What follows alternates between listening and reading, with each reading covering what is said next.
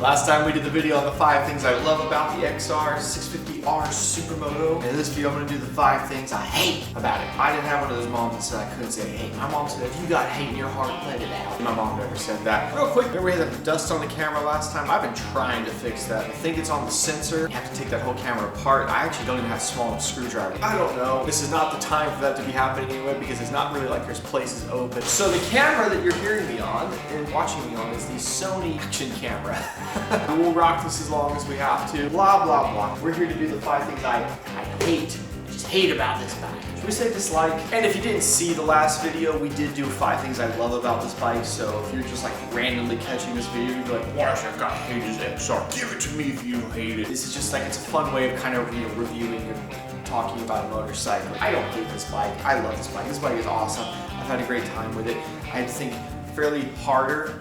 I had to use more of my brain to figure out the things I hate. And number 1 of the things I dislike about my XR650R would be the Kickstarter. I realized that was the first thing in my likes video, and now it's the first thing in my dislikes video. You might be saying, Jake, you can't do that. You can't do that. It's not how this works. This is my video. I can do whatever I want. I can say that I like that it's made of Jello. The likes video, the reason I mentioned the Kickstarter, because it's sort of this macho thing, and it's sort of key to entry on this bike. And that still stands true to me, but let's be realistic. It would be much easier if I could just, but unfortunately I can't. I have to kick this thing over every time. The most annoying about it is just the time it takes. It can't just be done quickly. Like, even if it only takes 2 kicks, I still have to like turn the motor over a few times, like getting it to top dead center, kicking it, having it try to start, then going through that process again. This thing always, at best, is a 2-kick bike anyway. And if somebody's watching, it's 15 kicks. And when it doesn't start, it's always like on you. You just didn't have it quite right. I get it that not being electric start probably saved some pounds off this bike and made it more simple. Yes, kickstarting it. It's cool and manly, but having that magic button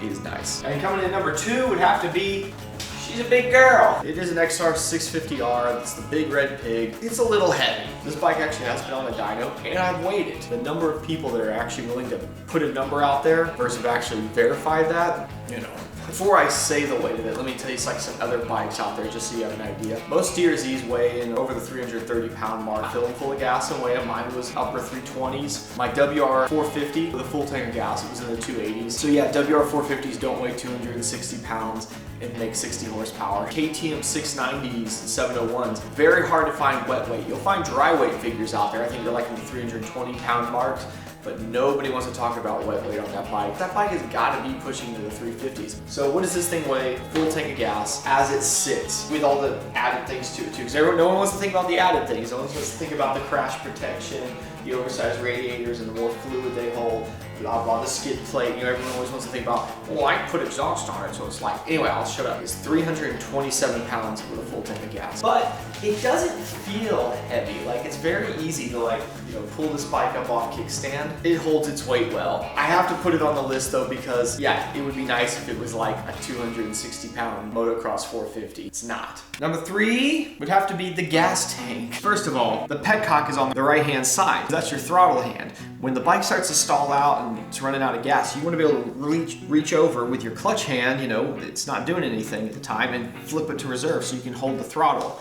Because if you have to chop throttle and switch it, it's probably going to stall on you. This is the other side. I don't know how easy it is to tell, but the petcock sits about this high on the other side. This is the lowest part of the tank. It's got a nice flat part over here. They could have easily put the petcock over here so you could have reached it with the right hand. It has more fuel on this side. Why isn't the fuel petcock on this side? You guys have seen several times I've run out of gas. The reserve is incredibly short on this bike. That's why a lot of people go to what was on this bike when I got it. One of these big giant ugly things. I hate how these tanks look. I get why people go to them. It's nice to have that extra gas on hand. Maybe I could try to get a different petcock on here with a longer reserve, but still, why is it on this side? For number 4, it's gotta be, this bike is kind of out of date and odd. Now, I don't mean because it's a 2001 model. The first year for this bike was 2000. There's a lot of things you can look at and look at bikes at the time in Honda's lineup and go, wait, why were they still using that when they already had this? You can look at like the CR 250s and 125s, whatever at the time, like the Ronnie Mac bike, the Screaming Eagle from, what is it, a 98? That has, you know, full inverted suspension on it. They've been doing that since like, I believe, you know, the early 90s. Why does the XR have these old school forks on it? This was meant to be a race bike, a desert race bike. You think they want to give it the best they could. It's got the weird thing where the axle doesn't have a nut on one side, it's threaded right into the fork. Oops, I stripped it. How much will that cost me? When you're trying to push that axle through, luckily I'm doing that here in my garage and everything's greased up and clean and well done. I can't imagine trying to do that in a desert Baja race, trying to shove that thing in there and not, you know, cross-thread it. The stock carburetor, they had pumper carbs at the time. They were running those on their 2-strokes. I know they're different in the 4-stroke, but they had flat pumper carbs on a number of their bikes. Why did this thing get that weird barrel old school style carb that you'd see on a 50? We've upgraded to the electrons, so that's not a problem anymore. We have an amazing carb on this bike. We've also had the suspension fully done on this bike, custom Supermoto suspension. So we've alleviated, you know, some of these weird things they've done. But it just seemed weird that the bike came with that equipment in the first place. Look at the brake on this thing. That's the weirdest brake I've ever seen. I'd actually like it to stick out further, but I can't really get an aftermarket brake lever for this thing. Well, there's only the one. Also, there's the frame on this bike. It's aluminum, which is good. That was forward thinking of the time of the 2000s when this came out, but it's like a backbone style frame. It's what you'd see in a steel framed motorcycle. It's like they looked at how they build their frames normally and said, we'll just do that in aluminum. Because of doing so, the aluminum's incredibly thick through the middle of this bike, which I guess it would have to be so that it would be strong enough. It was like they hadn't figured out yet to making the modern style aluminum frames yet, I guess. So I mean, I guess, yeah, they were forward thinking by putting an aluminum frame here. I'm sure it saves some pounds. But I can't imagine it's a whole lot because of the way they constructed it being so incredibly thick. Stock this thing, I think it's the rear. I don't think the front is, but the rear is like a 32 spoke or something weird. We fixed that, but why would they have less spokes on the rear rim of a bike with this much power and go? That's an old thing that Honda did on some of their bikes. Part of my brain does tell me that, Jake, the reason they did that is because this thing was meant to run in things like the Baja 1000. They wanted to stick to solid, old, proven technology. But still, come on. And for number 5, our final thing on the list of things that I hate, it's rare AF, bro. Once again, I'm doing the same thing from the last list. Ha! I'm doing it again!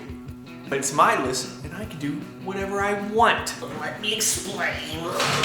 You see, the XR, it's not always easy to find parts for. Now, look, I realize they stopped making this bike in 2007. Bikes like the DRZ came out in 1999, but they still make it today, so there's like an absurd amount of parts for those bikes. Why some parts are readily available, some of them are not. Like the Tank, for instance, we got lucked out and we found one of those. I think you can still buy the OEM plastics, but everyone knows the OEM plastics are ripped. They're crazy expensive. That's right, because there's like 3 or 4 different people, right, that make aftermarket plastics. Well, not anymore. It's down to UFO. They're the only ones making plastics for this bike, and they know it. UFO's charging a few extra bucks for them. At least they're still making them. The fork brace we put on this bike, I think there's only really like two or three guys making them still. I emailed him and the other guy that makes fork brace for this bike. Only one of them emailed me back, and it was weeks later, and then never followed back up. Emailed them several more times, emailed them under a different email. It was like, hey, I'm interested in the fork brace, you still make those, right?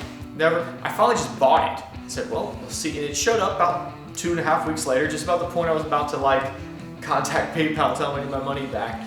But that's what happens. Sometimes these bikes get down to where there's just like a handful of people making a random little part for it, and it's a side thing, and you just got to kind of go by their time. But there's also even issues with the big companies like Race Tech. Venture Motorsports did all the, you know, the custom tuning of the suspension. And I mean, right after they got it, they ripped it apart and figured out what they wanted to get for it, and they ordered it from Race Tech. But it took Race Tech like a month and a half or something to build the springs and the spacers and all the voweling that they needed for this thing.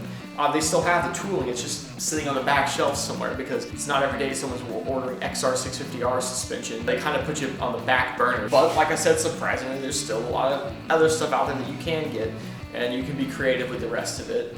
You can make this bike work. And that's my list of the 5 things. I don't want to say I hate them. I want to say the 5 inconveniences of having an XR650R. We've ratified a handful of those things on this bike. I really was worried when I got this bike, being it was Kickstarter only, that I was gonna, you know, regret it and like hate to ride this thing, and it was just gonna end up sitting in my garage. And I could say it's not been the case at all. Hey, do you like motorcycles? You want the people in public you run into to know that you love them, that you're that kind of cool person that rides them? Then you should get yourself Motorcycles Equals Fun t-shirt. Sure to check out that shirt. There'd be a thing there.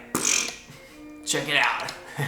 See y'all next time. I think we'll have a bolting on video fairly soon. Still waiting on a few, but If you know what that is, that's a big one. Let me explain.